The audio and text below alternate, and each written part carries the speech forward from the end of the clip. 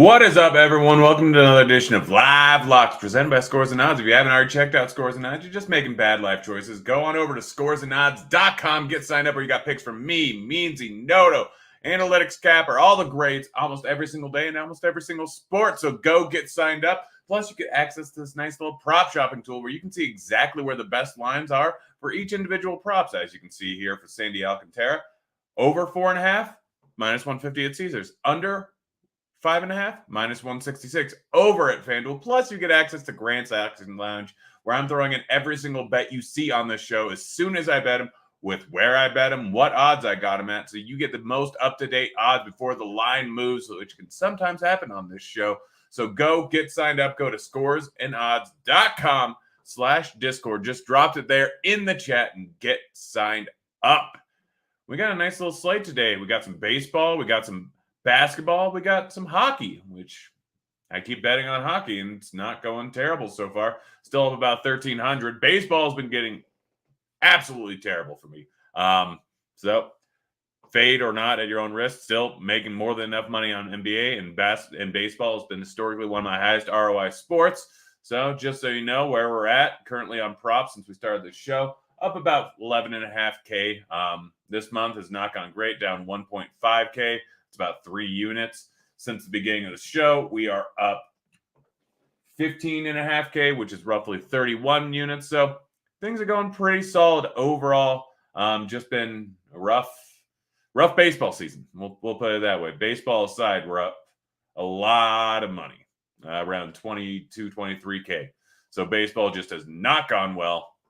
Baseball props in particular, scaling them back a little bit, but anything I like, I'm going to end up hitting. It's that simple. I trust in the process. So yeah, that's pretty much it. Let's get right into the bets. Avalanche to win the Stanley Cup. Made that several days ago on the 29th. Bucks to win the series. Partially a hedge out on my move, or on my part, but getting it minus 130 when they were up 1-0, I'm fine with that. Now the line's obviously different. I would stay away from it at this point. Jordan Poole, this line's still sitting at minus 105, under 2.5 3-pointers made. You can get over at Fox Bet. Giannis, I don't know if this line has moved. Made this bet several days ago.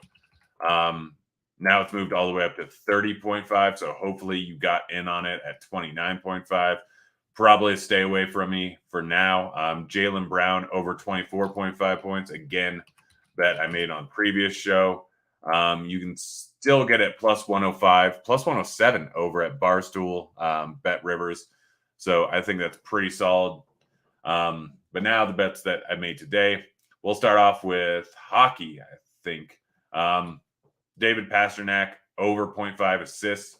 You can get it plus 165 over at Caesars. I don't know much about hockey, but been doing well. Really simple. Just following offshore, seeing giant discrepancies on player props. So sharp sports books, I'm going off of them, specifically Pinnacle, and checking for drastic variations.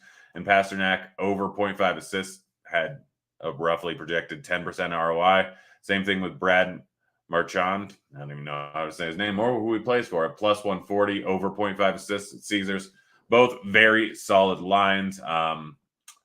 Yeah, that's it for hockey. Let's go on over to baseball. First bet, Cardinals -1. I think this line has moved. I got it plus 150 over at Fox Bet. It's now at plus 145 over at Caesars. Still like it at there. Obviously not as good. Hicks going up against Cobb. Cobb so far this season, he's looked great. He's been fantastic. But struggled a little bit more versus righties. Not striking them out at nearly the clip. Not getting the same amount of ground balls. Giving up a lot of fly balls. And he's going up against a bunch of righties: Goldschmidt, Arenado, O'Neill. They're likely to have 7, maybe 8 righties in the lineup, which does not bode well for Cobb. You can take the money line if you want, but I like the -1 line at plus 150 or plus 145 now. Over at Caesars, quite a bit better. So I'm rolling with that. AJ Pollock over 1.5 total bases. Let's see. He's going up against Eovaldi. If he's in the lineup, it's not just this season. So Eovaldi, pretty solid overall pitcher. A little bit worse versus righties versus lefties. Gives up a lot of line drives. Pollock, pretty solid numbers versus righties. 239 ISO, 368 WOBA. As you can see, Evaldi has a whole bunch of pitches. A lot less outs going up against righties than he does going up against lefties. Pretty much fastball slider, so he's going to give up some hard contact to righties. A lot of line drives. So Pollock over 1.5 total bases plus 145 over at FanDuel is pretty good odds here. Chad Kuhl under 4.5 strikeouts minus 136 over at FanDuel. I'm going to double check to see if that line has moved. Sitting at minus 200 in some places. No, it's still staying at minus 136. So solid overall bet there. FanDuel minus 136. Looking at his numbers, going over this, pull up Rockies. I know it's not in Coors, and Arizona's not a very good team, but Kuhl's not a great pitcher. It's just that simple. This is above average strikeout lineup. A lot of lefties in there, which Chad Kuhl can get pretty wild to both sides of the plate. 11.5 walk rate since the beginning of last season. So far this season, just hasn't been very good at all, giving up a lot of hard contact. Don't expect him to go too late. I know you're eating a decent amount of juice, but this is the best line you're going to find. It's minus 155, minus 160 at some other spots. Offers some decent positive ROI at minus 136. Kevin Gausman under 6.5 strikeouts. Another guy that has been fantastic. He said over on this multiple times, but I'm rolling with the under here, going up against Cleveland, who's not striking out a ton so far this season, sitting at 18% rate since the beginning of last season, going up against righties. Again, he's been great, but this is a lineup that just doesn't strike out enough outside of Reyes and Hedges if he's in the lineup. Not a big strikeout lineup. Let's see if the line has moved. The line is now sitting at minus 130, so positive closing line value so far for me. On this, you can get it minus 155 over at DK Bet Rivers, minus 142 at FanDuel. So if you have Fox Bet, minus 128 is the best line right now, followed by Caesars, minus 130. Both solid lines over there. Don't mind either of them. Moving on. I think that's it for MLB. Going over to basketball, Tyrese Maxey under 1.5 turnovers at plus 110 at Caesars. Just too high of a line. I know we have been projected for slightly over 1.5, but 0 in the last game. He's been pretty solid, hitting this in 4 of the 7 games so far. Yeah, 1, 2, 3, 4 of the 7 games. Just barely going over against the first game in Miami, last game in Toronto. I know that games without Embiid, most likely Embiid is currently doubtful.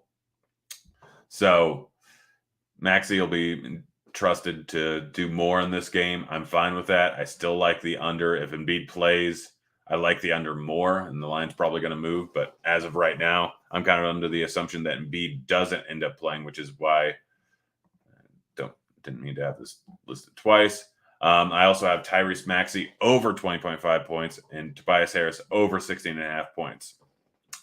So looking at RG projections, both of those grade out as solid overall plays.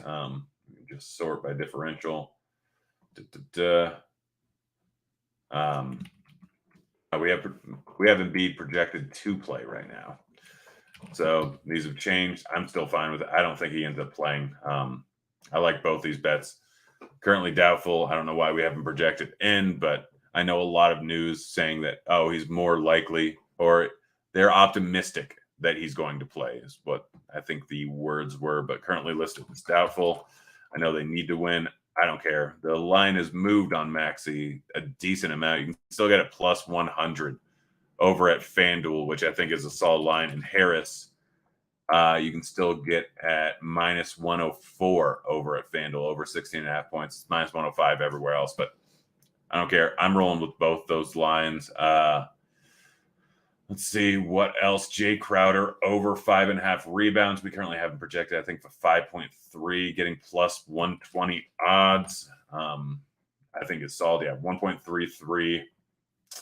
Looking at how he's done so far in these playoffs, solid overall matchup going up against Dallas. He's had 7 and 8 in the 2 games versus Dallas. Dallas is a great rebounding team. Crowder playing a boatload of minutes or a decent amount of minutes at 30. I think it's just a bad overall line at plus 120. It should be minus 110. So should be roughly a 15% ROI, but that's pretty much it. Probably went a little quick on this show. If you guys have any questions before we get out of here, then I'll go over them. But I'm just going to look at some futures odds right now since we have some time. See if there's anything great. Suns plus 200, awful bet, in my opinion. Honestly, the Grizzlies 20-1 to win the championship. I know that Dylan Brooks is out for the next game. Grizzlies, I may just be a homer, but the Grizzlies seem better than people have expected pretty much all season long. I think it's no different right now. I know that the Warriors haven't played great, and the Suns are the favorite to win it all. They've been great all season long, but Grizzlies haven't been far behind these teams. I don't know. I don't. Be quiet, dog. Be quiet, dog. Darn dog. He got scared. He got scared of the Grizzlies. But yeah, 21 seems like a little bit of rough odds. And for the Suns, like, I get they'll be favored in the next round if they go up against the Grizzlies. Probably favored by a little bit going up against the Warriors. Plus 200 is just bad odds to win the championship because they have to close out this series, which that's going to happen in all likelihood. They have to win the next series and they have to win the next series. So getting plus 200 is not great odds. I'd rather roll with the Warriors at that. Bucks, Celtics, both of them playing each other. These odds are basically implying that they're most likely going to win the next series. Heat odds at plus 475, I don't think is bad. I mean, Embiid coming back tonight potentially. Again, I don't think it's going to happen. Heat have this series locked down, so it's do they match up well against the Celtics or Bucks? Not really, but that'll be a tough one. Do they match up well against the Suns? Yeah, they match up pretty decently. So I would probably go with the Heat over the Celtics or Bucks if you need to pick something, but none of these lines outside of maybe Memphis at plus 2,000 grade out as very good bets. So that's pretty much where we're at right now. Giannis, easy asking about Giannis assists. What is the line at right now? Props. Let's see what we have them at. On this. We didn't have the line projections out. Let's see, what is it at on most sportsbook? Over 6.5 is minus 150. That's a little bit rough there. I think I'd go with the under more than anything. But this seems like a pretty just no positive EV line. But if you want to, minus 150 is the best. Caesars has the best odds of those. Minus 150 on the over, plus 120 on the under. If you want, you can go 7.5 over at MGM, not MGM, FanDuel. Luka rebounds or assists. Let's see what we have him projected for. Luka, we like the over assists. It's sitting at 7.5. That's a bad line there. I might have to hit that. Let me see what the lines are for everything. 7.5 minus 1. Honestly, that seems like too low a line. I'd probably go with the over of 8.5 at FanDuel. I went on that line the last game, did not work out great, but over 8.5 plus 118 at FanDuel seems to offer some decent odds. I don't mind that line. I don't mind the over 7.5 at minus 140, minus 139 at MGM. Little note for MGM, even though it goes off of, I think, European style odds or decimal style odds. Whatever it is.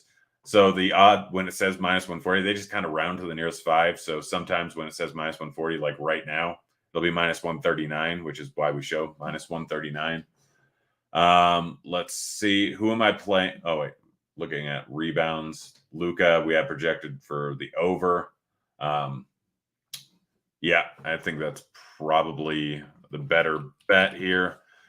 But I don't think it offers a ton of positive ROI. But if you want to, 9.5 at minus 106. Not bad odds. Let's see. Bullock over PRA was 14 last game. Let's see. Luca here. Not Luca. Bullock. Bullock crushed my heart and soul last game. We haven't projected for way over that. I get he's playing a boatload of minutes. I know it hasn't been hitting. But I mean, I'd lean on the over, but it's not great at minus 130 odds.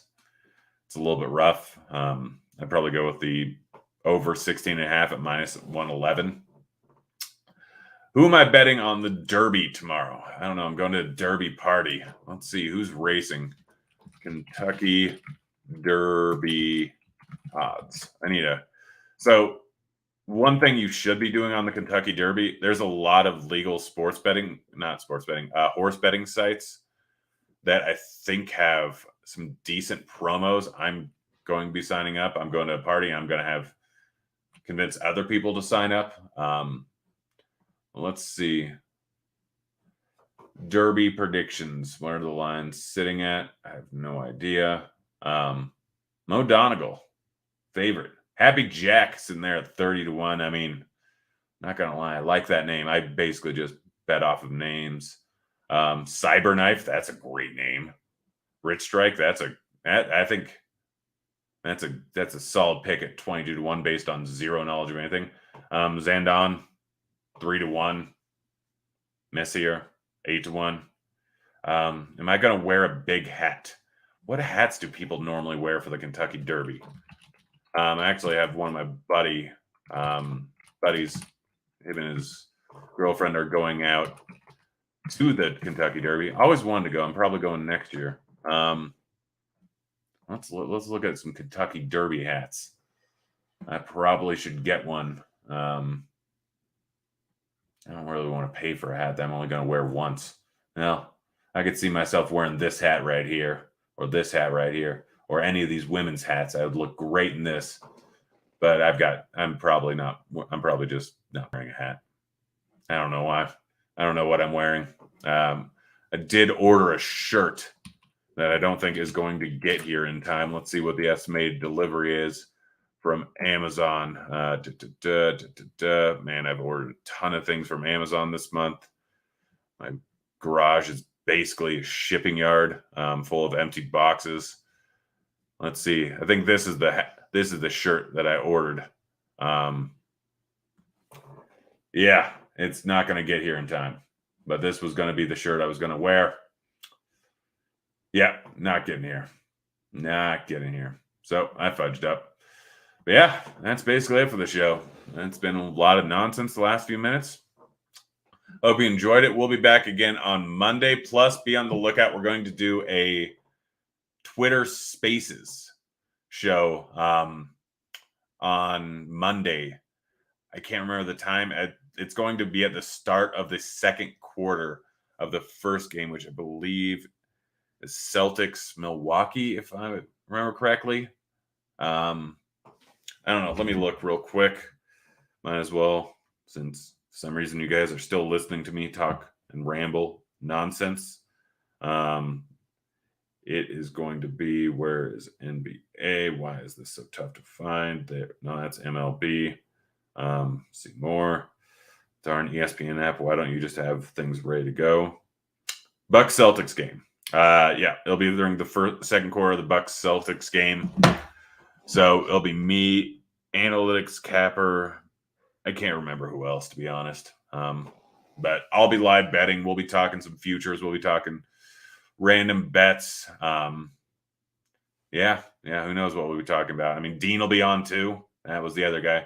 So you know that there will be absolutely zero dead air because that guy knows how to talk. I'll tell you what. But yeah, that's the end of the show, guys. Hope you enjoyed it. Hopefully I turned things around. Again, baseball has gone awful, just absolutely awful in terms of prop betting for me. If you've been fading me, you have just made a large amount of money, a very large amount of money. But if you've been fading me on basketball, you probably are broke at this point. But yeah, that's it. That's the show. Good luck tonight, guys. I'm out of here. See you, kids.